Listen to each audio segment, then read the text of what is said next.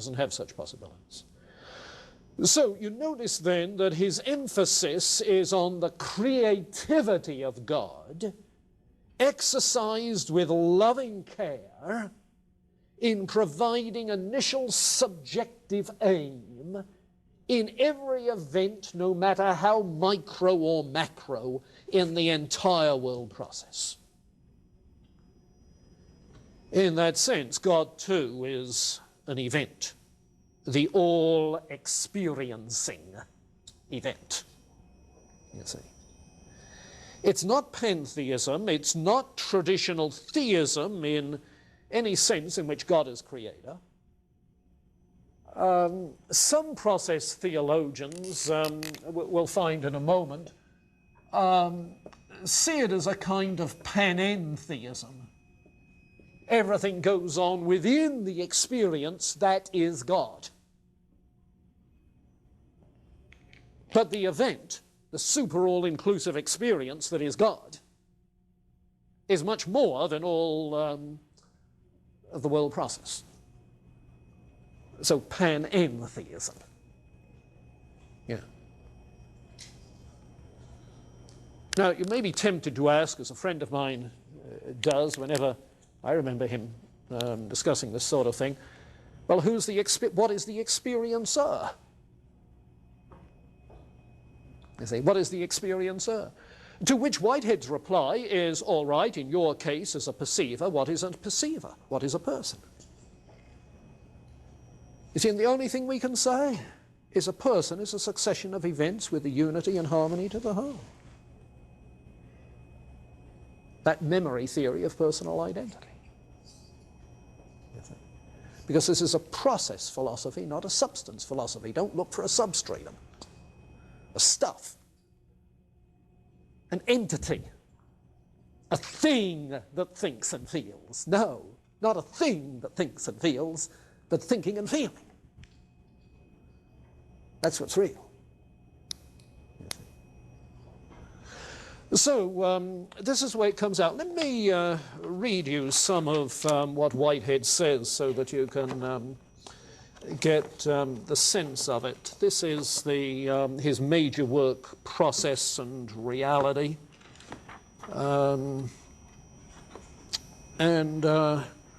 Towards the end, there's a section on God and the world, and here it is. In the great formative period of theistic philosophy, which ended in the rise of Mohammedanism, after a continuance coeval with civilization, three strains of thought emerge. You know, it's noticeable how often he talks of three. Those dialectical triads. You see, three strains of thought emerge, which amid many variations in detail, respectively fashion, first, God in the image of an imperial ruler. Second, God as a personification of moral energy. Third, God in the image of an ultimate philosophical principle. Now, what did he have in mind? These three schools of thought can be associated respectively with the divine Caesars. Remember how the Roman Caesars were divinized? The Roman Senate. He has become a god, as it was said of one. You see, the imperial ruler. God, the imperial ruler. The second personification of moral energy, the Hebrew prophets. The third, the ultimate philosophical principle, Aristotle. But Aristotle was antedated by Indian and Buddhist thought, and Hebrew prophets can be paralleled in traces of earlier thought. Mohammedanism and the divine Caesars merely represent the most natural, obvious, idolatrous, theistic symbolism at all epochs and places. The history of theistic philosophy exhibits various stages of combination of these three diverse ways of entertaining the problem. However, there is the Galilean origin of Christianity, not Galileo, but Galilee. Okay, the Galilean origin of Christianity. Yet another suggestion there that doesn't fit well with any of the three main strands. It doesn't emphasize a ruling Caesar or a ruthless moralist or the unmoved mover. It dwells upon the tender elements in the world which slowly and in quietness operate by love. And it finds purpose in the present immediacy of a kingdom that's not of this world. It doesn't look to the future, but finds its reward in the immediate present. The kingdom of God is among you, you see. Every sparrow, when it falls, is seen. The hairs of your head are all numbered. Some of you, it's a much bigger task than others, you see. Yeah. So then, God in those terms, and he's caught up, you see, by not Christian theology, but caught up by the image of Jesus as it was in a certain liberal theological tradition that emphasized Jesus as the man of love, you see. That was very, very active in his younger years, his background.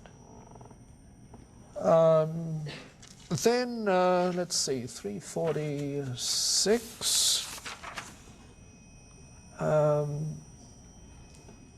Yeah, we conceive of the patience of God tenderly saving the turmoil of an intermediate world by the completion of his own nature.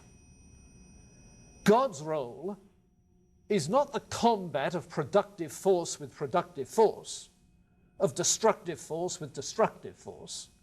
It lies in the patient operation of the overpowering rationality of his conceptual harmonization. What's the overpowering rationality of his conceptual harmonization? The primacy of the primordial nature, which is, you see, his conceptual harmonization of all possibilities. Hence his ability to work all things together for good. So, let's see, the patience of God, yeah.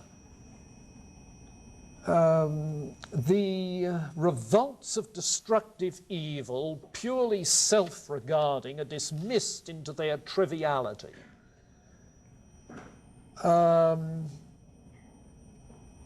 And yet the good they did achieve in individual joy and individual sorrow in the introduction of needed contrast is saved by its relation to the completed whole. The image is that of a tender care that nothing be lost.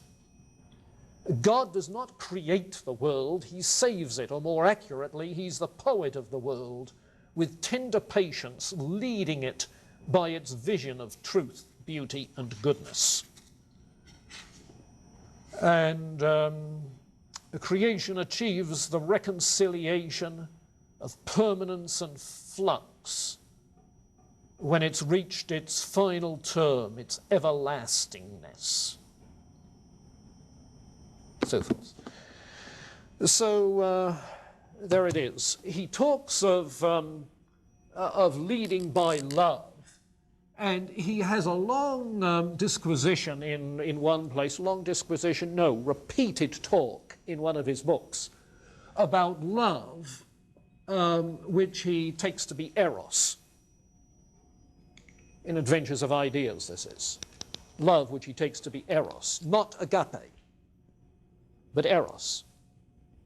Because eros is the Platonic word for love, which is what? A love of the good see. So it's in this overarching love of good that God acts, a desire for good, you see. And it's that which, in the initial aim that God gives, the initial subjective aim, is being spread abroad, a desire for good. And you recall how in the medieval teleologies, you see, all of nature has its natural tendency towards its natural good, you see. And even human beings who mistake what is the good still desire the good, even though they have said, evil be thou my good, they still desire that good. You see, so he's trying to recapture that teleology, and in this way. Well, any comments, any questions? You said earlier that the world process continues. Does he have no, does the second coming fit into his... No, in fact, the incarnation doesn't either. Now, you see, he talks of the historical Jesus, but not of the incarnate second person of the Trinity.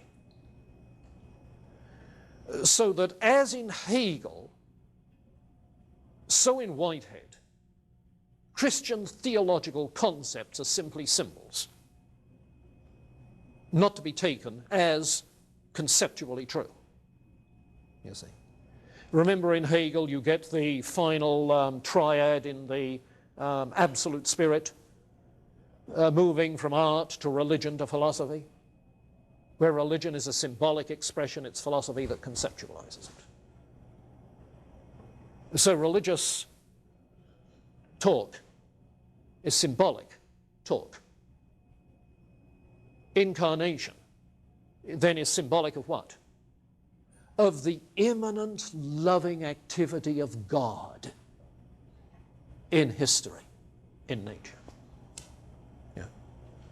In fact, some years ago, I taught a seminar on Whitehead and process theology, in which the second half of the term, after having studied Whitehead, each person in the class was responsible for one 20th century process theologian, and for what that theologian had to say on certain key theological topics, you see. And I don't think we found a single one who gave any traditional interpretation of the incarnation. It was always symbolic. And similarly with other cardinal Christian doctrines. Now, I'm not going to say it couldn't be done. And I didn't read all the stuff that I had them read. I was getting them to do my reading for me, which is, you know, best reason for teaching a seminar. Get other people to do your research. Sometime I'd like to go back and do it for myself. I was telling somebody that when I retire, the book I have up my sleeve is a Whitehead book. I've been reading Whitehead, working on Whitehead on and off for 40 years. I'd like to bring it to fruition somewhat. But one of the things I'd want to do is to go through all that literature, you see, and see if there's any of them who really do move beyond Whitehead in that regard. They may, but certainly in the literature it's not at all evident.